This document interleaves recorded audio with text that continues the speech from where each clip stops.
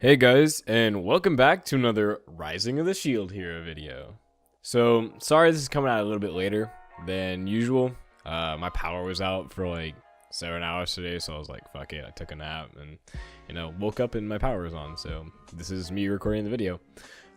Before I get into it, make sure if you like this type of content, you subscribe to the channel, really helps me out. And, I have a Discord server that me and a couple people are hanging out in, and feel free to join. Link is in the description. Without further ado, let's get into it. So, Rising of the Shield Hero Episode 7. This episode was pretty interesting, actually. We're finally, like, after these past couple of episodes, we're finally getting back out of the shitting on Naofumi. It's been several episodes since we've heard anything from Mine or the Spirit Hero or the King, and it's taken on a slice of life kind of feel in these episodes. It's really kind of cool just seeing Naofumi ride around his carriage with Fido and Raphtalia, and just have a good time. It's really heartwarming. When we start this episode, obviously they're taking Herbicide to a village, which was foreshadowed in the last episode when Naofumi mentioned that the Spear Hero had saved a village from famine with a seed that he found and like delivered to them. And then that same chest in the dungeon from last episode, which had the inscription of some cursed seed, was opened, and we got that foreshadowing that this was going to happen, and that the Spear Hero use this seed to help the villagers.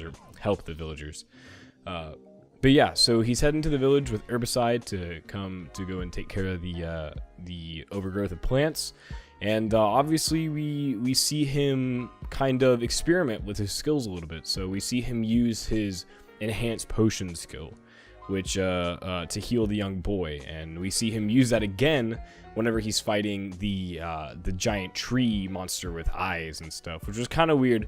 Whenever, on a side note, whenever Raphtalia was wrapped up in the vines or whatever, I was definitely getting flashbacks to what is her name, Silica from SAO season 1, when they go to the one floor and I was getting flashbacks. So thankful enough, Raphtalia did not get violated, which is very nice. Do not hurt our raccoon. Okay, our raccoon is Bae. She's best girl.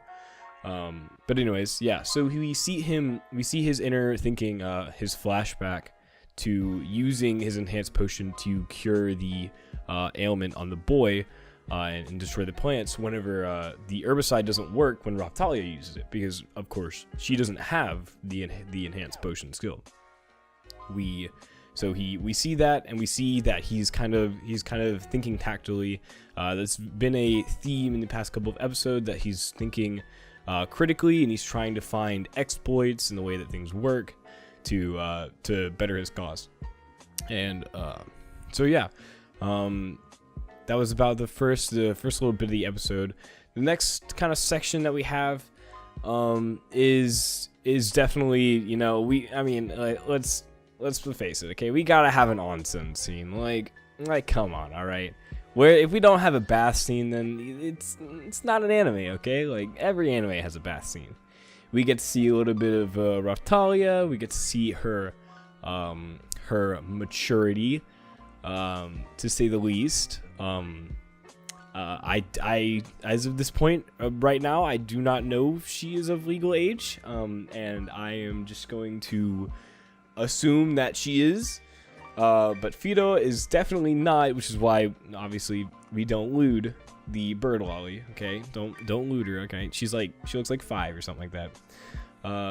And we see that Raphtalia's feelings in the latter half of the episode towards Naofumi is definitely progressing into something more than just friends or companions or like an adventuring party. She definitely has developed feelings for Naofumi, and we can still see that although her body has matured and she has become a young lady, that her mindset towards things like romance and love and companionship have definitely not matured past the point of probably like maybe an early teens person. Whenever she mentions that they can't kiss because she'll get pregnant, it was a very innocent scene.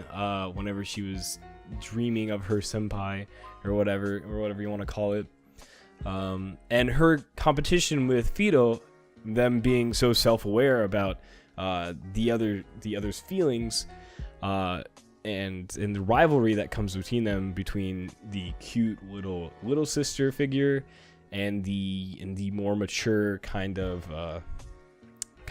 feeling that Raphtalia gives off, even though they are still both children. I thought that the competition that we saw between Raphtalia and Fido was very refreshing. I thought it was nice. It was nice and cute, and it was lighthearted. Whenever they go after their goal and they get to the bird's nest to get the eggs and the gem, and the boar messes it up and throws the gem and the egg breaks the eggs. I thought it was really funny how they just kind of like synced up together and they just went over the edge and definitely destroyed that boar. He did not know what was coming to him.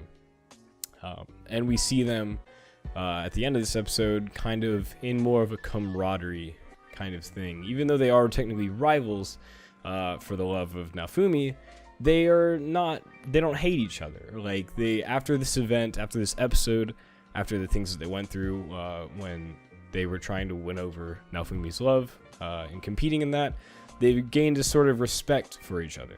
And I thought that was really cute to include whenever they were both kind of, hinting at the whole thing. And Naofumi, obviously, he's an MC, so he's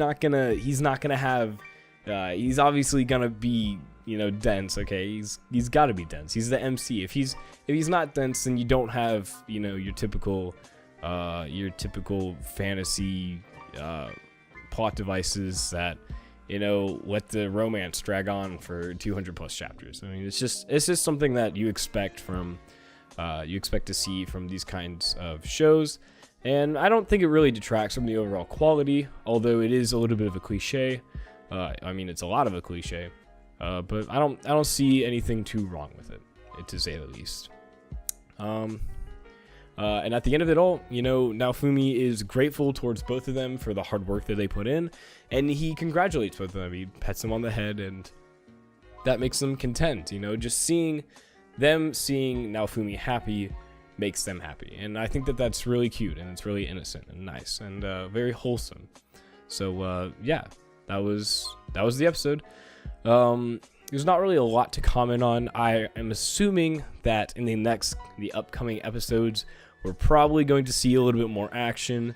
Probably going to see a little bit more development along the lines of like the Queen and the Waves. I think that we'll probably see that kind of development, because I'm getting the feeling that things are being set up in a way that will have the return of our shield hero. And finally, the uprising, or not the uprising, but the arrival of, the Queen will, signal some changes. But that's just conjecture. I have no clue. I still haven't read ahead in the manga, so if that's not correct, then forgive me if we find out that that's not what happens. If you like this kind of video, leave a like on the video. Drop a comment down below if you want to see something covered that I'm not covering right now.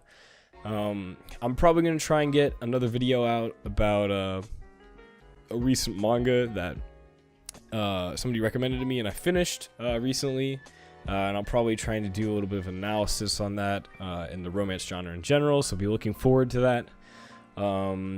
If you like this kind of content, make sure to subscribe, definitely, and remember, there's a Discord link down below. Definitely hit it up.